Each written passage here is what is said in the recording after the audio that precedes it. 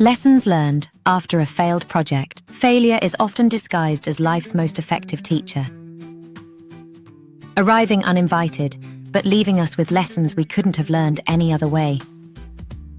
While success tends to confirm what we already know, failure forces us to question, adapt, and ultimately grow in directions we never anticipated. Consider a writer rejected by several publishing houses before finally publishing their first bestseller. Living paycheck to paycheck, applying for work and receiving denials, later describing this period as a stepping stone and a lesson in resilience, and this becomes a solid foundation on which to rebuild your life. This failure will free you from the fear of failing again, allowing you to focus entirely on the projects that matter to you. Today, some of the most successful entrepreneurs have failed at least once.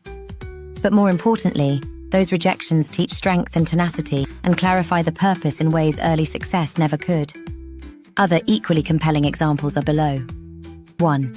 Steve Jobs was famously fired from Apple, the very company he co-founded, in 1985.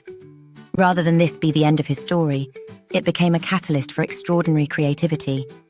He founded Next Computer and acquired Pixar, both ventures that would prove invaluable when Apple eventually brought him back in 1997. Jobs himself later said that getting fired from Apple was the best thing that could have happened to him, because it freed him from the weight of being successful and returned him to being a beginner again, entering one of the most creative periods of his life. In science, failure isn't just common, it's fundamental to progress. 2. Thomas Edison's journey to invent the light bulb involved thousands of unsuccessful attempts. When asked about these failures, he reframed them entirely, saying he hadn't failed, but rather found thousands of ways that didn't work.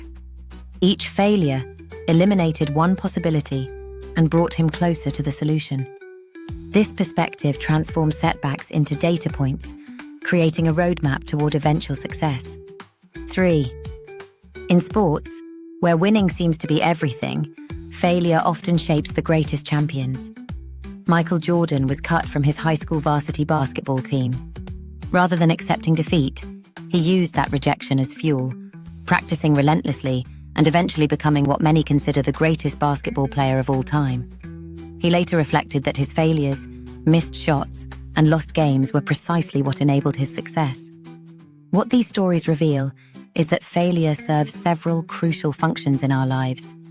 Firstly, it provides honest feedback, cutting through our assumptions and showing us what actually works versus what we merely hoped would work. Secondly, it builds resilience and mental toughness in ways that easy victories never can. Third, it often redirects us toward paths better suited to our authentic talents and interests. And perhaps most importantly, failure cultivates humility and empathy, reminding us that struggle is universal and that everyone's success story includes chapters of defeat. The difference between those who eventually succeed and those who don't often comes down to their relationship with failure. Those who achieve remarkable things tend to view failure not as a reflection of their worth, but as information, as feedback, a necessary part of any worthwhile project, after-action review. They fail faster, learn quicker, and adjust their approach without attaching their identity to the outcome.